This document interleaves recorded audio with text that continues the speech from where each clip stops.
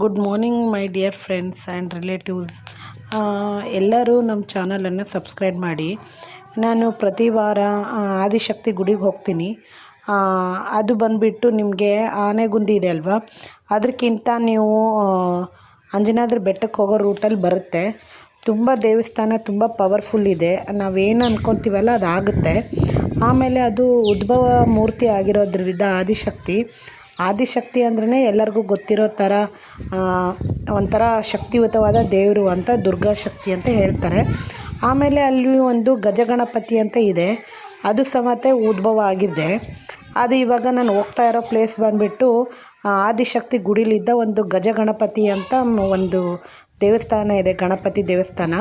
ಹಾಗೂ ಅಲ್ಲಿ ಜ್ಯೋತಿರ್ಲಿಂಗಗಳಿದೆ. ಎಲ್ಲ ಥರದ್ದು ಜ್ಯೋತಿರ್ಲಿಂಗಗಳನ್ನು ನಾವು ಇಲ್ಲಿ ಕಾಣಬಹುದಾಗಿದೆ. ಅದು ಪ್ರತಿ ವರ್ಷವೂ ಎಲ್ಲರೂ ನಾವು ದೇವಸ್ಥಾನಕ್ಕೆ ಹೋಗಲೇಬೇಕು ಶ್ರಾವಣ ಮಾಸದಲ್ಲಿ ಅಂತ ಅಂದ್ಕೊಂಡಿರ್ತೀವಿ. ಒನ್ ಟೈಮ್ ಏನಾದರೂ ನೀವು ಹಂಪಿ ಮತ್ತು ಆನೆಗುಂದಿ ಹಾಗೂ ಅಂಜನಾದ್ರಿ ಬೆಟ್ಟ ಈ ಕಡೆ ಸೈಡೆಲ್ಲ ನೀವು ಬಂದುಬಿಟ್ರೆ ಎಲ್ಲ ಥರದ ದೇವಸ್ಥಾನಗಳನ್ನು ನೀವು ನೋಡ್ಬೋದು. ಹಾಗೂ ಇಲ್ಲಿ ರಾಮ ಲಕ್ಷ್ಮಣ ಹಾಗೂ ಸೀತೆಯನ್ನು ಹಿಂದಿನ ಕಾಲದಲ್ಲಿದ್ದಲ್ಲೂ ಅವರು ಬಂದು ಹೋಗಿದ್ದಾರೆ ಅನ್ನುವಂಥ ಪುರಾವೆ ಇದೆ. ಈ ಪ್ಲೇಸಲ್ಲಿ ಇದೆ ನೋಡಿ, ರಾಮ ಲಕ್ಷ್ಮಣ ಹಾಗೂ ಕೃಷ್ಣ ಈ ಥರದ್ದೆಲ್ಲ ನಿಮಗೆ ಕಥೆಗಳ ರೂಪದಲ್ಲಿ ಇಲ್ಲೆಲ್ಲ ಚಿತ್ರಗಳನ್ನು ಬಿಡಿಸಿದ್ದಾರೆ. ಈ ಚಿತ್ರಗಳು ಬಿಡಿಸಿದ್ದಾರಲ್ಲ, ಯಾರಾದರೂ ನೀವು ಇಲ್ಲಿ ಅಂದ್ಕೊಂಡಂಗೆ ಆಯಿತು ಅಂತಂದರೆ ಪೂಜೆ ಮಾಡಿಸ್ಬೇಕು.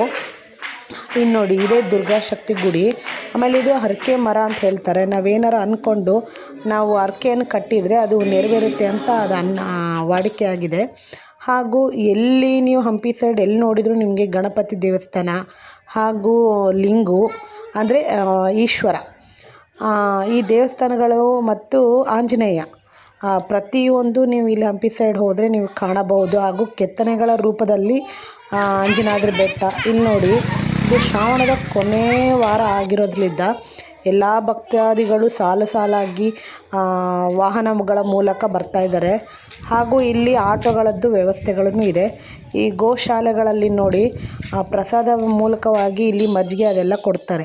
ಇದೆಲ್ಲ ಗೋಶಾಲೆಗಳಲ್ಲಿದ್ದನೇ ತಯಾರಿಸಿರೋದು. ನೀವು ವಾರಕ್ಕೊಂದ್ಸರಿ ಈ ಥರ ಪ್ಲೇಸಿಗೆ ಬರೋದ್ರಿಂದ ನಿಮಗೆ ಹೆಲ್ತಿಗೂ ಒಳ್ಳೆಯದು, ಹಾಗೂ ನಿಮಗೆ ದೈಹಿಕ ಶಕ್ತಿ, ಆರೋಗ್ಯ ದೃಷ್ಟಿಯಿಂದ ತುಂಬ ಚೆನ್ನಾಗಿರುತ್ತೆ. ಪ್ಲೀಸ್ ನಮ್ಮ ಚಾನಲನ್ನು ಸಬ್ಸ್ಕ್ರೈಬ್ ಮಾಡಿ. ಇಲ್ಲಿ ಸಾಲಿಗ್ರಾಮ ಅವೆಲ್ಲ ಇರೋದ್ರಿಂದ ತುಂಬ ಪವರ್ಫುಲ್ ಆಗಿದೆ ದೇವರು. ಇಲ್ಲಿದ್ದ 2 ಕಿಲೋ